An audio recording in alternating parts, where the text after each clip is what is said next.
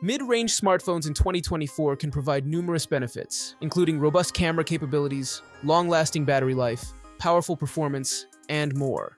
Premium features like wireless charging and IP68 water resistance have even started making their way into this category, although they are not yet universally available. Nonetheless, the vast array of phones available in the 2024 mid-range market can make selecting your new phone quite challenging. This guide aims to simplify your decision-making process by presenting a carefully curated list of the very best options available right now.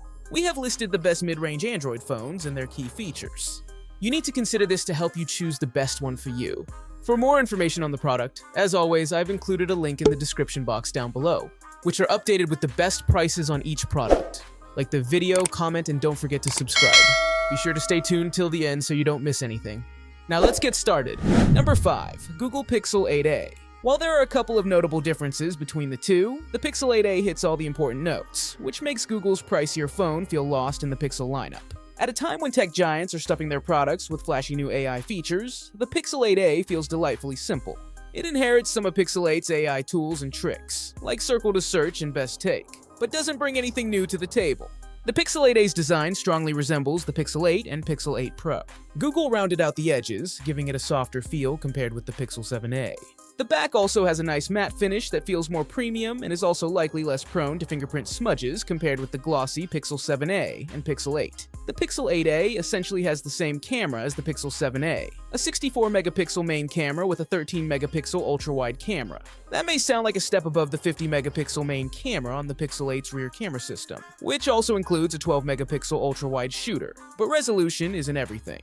The Pixel 8a's battery is more than capable of getting through a full day on a single charge. On a busy day that involved leaving the house around 8:30 a.m., spending the day at the office and then going out to dinner with friends, the Pixel 8a still had 66% of its battery left at 12:43 a.m. That's roughly 16 hours of use. But as always, battery life will vary, depending on how you're using your device. I had the brightness set to at least 50% or higher throughout the day, and mostly used the phone for browsing social media and email, taking a few photos, making a brief phone call, and playing mobile games for about 15 minutes. Each year, Google improves on its A-series phones in ways that address the previous generation's criticisms and shortcomings. As such, the gap between Google's regular Pixel and A-series Pixel has gradually become narrower.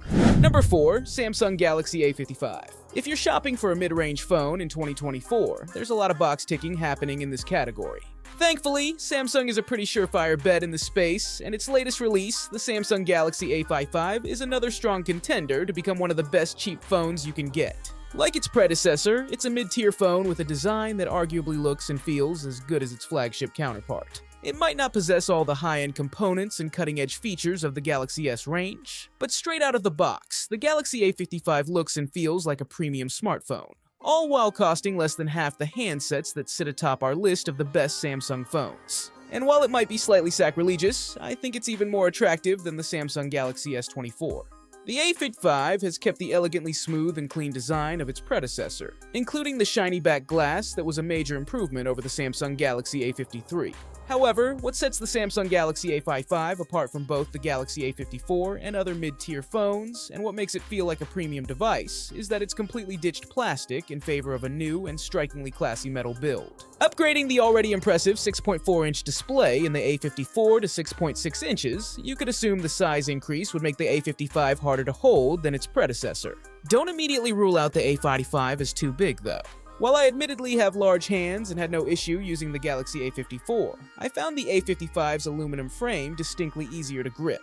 As a happy side effect, this ensures its bigger Super AMOLED display isn't tarnished by having to put your grubby fingerprints all over it to comfortably hold it. That's about where the big talking points end. The Galaxy A55 won't leave you disappointed in the photography department, keeping the same 50MP main, 12MP ultra-wide, and 5MP macro camera trio that we loved. Number 3. Nothing Phone 2. The Nothing Phone 2 is such a rarity in today's phone world, it's hard to believe it even exists. It's an affordable phone made by an independent company with some simple, effective, and unique ideas. It's also a good phone.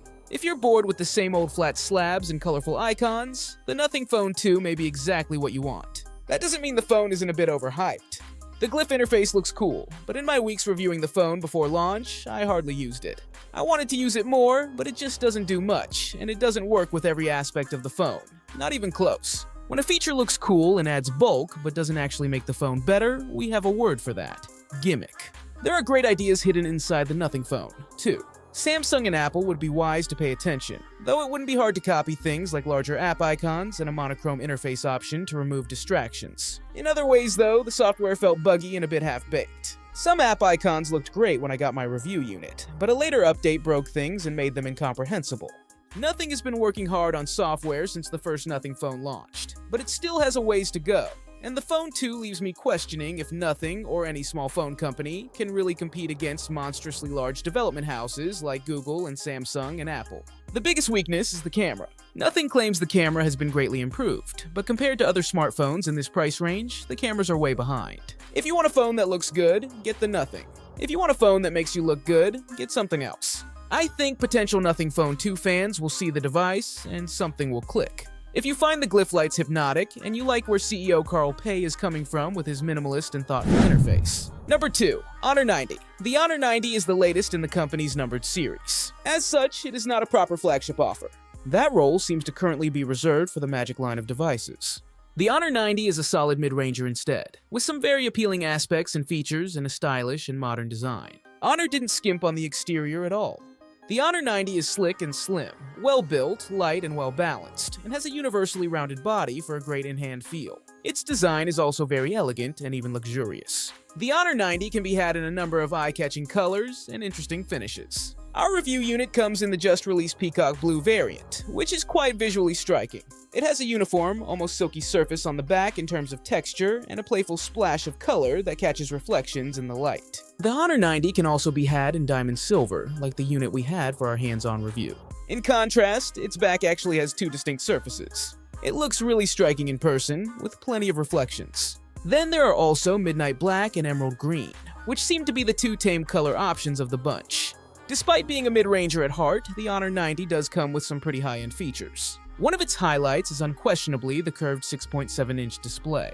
It is a 10-bit panel with HDR10 Plus support and a whopping 1600 nits of advertised peak brightness. It also has a 1.5K resolution, 120Hz refresh rate, and 3840Hz PWM dimming, as well as 400 grade dimming adjustment. Then there is the impressive camera setup on the Honor 90. On the back, the phone has a massive 209 f1.9 main camera alongside a 12-monitoring f2.2 autofocus enabled ultra-wide that can double as a powerful macro cam. On the front, the Honor 90 is rocking a 50 megapixel ultra-wide selfie. Both of these cameras are capable of 4K 30fps video capture and support EIS. A $5,000 mAh battery with 6XW charging.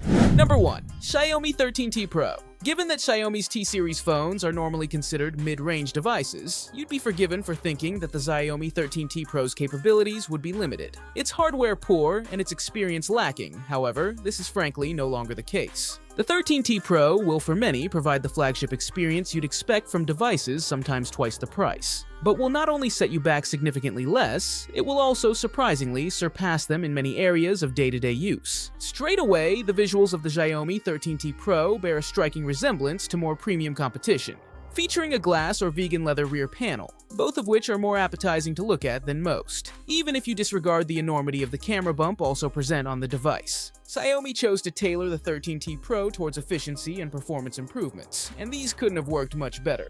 The MediaTek Dimensity 9200 Plus ensures the Xiaomi 13T Pro sets the benchmark for what supposedly mid-range phones can achieve when pushed, providing not only impressively smooth performance during gaming, but also minimal battery drain. The performance of the 13T Pro is one of the most notable among phones in this price bracket. This performance tailoring hasn't left the 13T Pro slacking in other areas, however, as Xiaomi's partnership with Leica proves. The Xiaomi 13T Pro boasts an impressive and authentic camera, featuring great detail and customizability to ensure a reliable experience in day-to-day usage. This does, however, mask some issues surrounding the night and selfie capabilities, which seem to have been somewhat left behind. Rounding off its performance tailoring nicely is the 13T Pro's almost expected battery superiority. With a 5000 mAh battery, 120W wired fast charging, and numerous battery performance-based improvements over predecessors.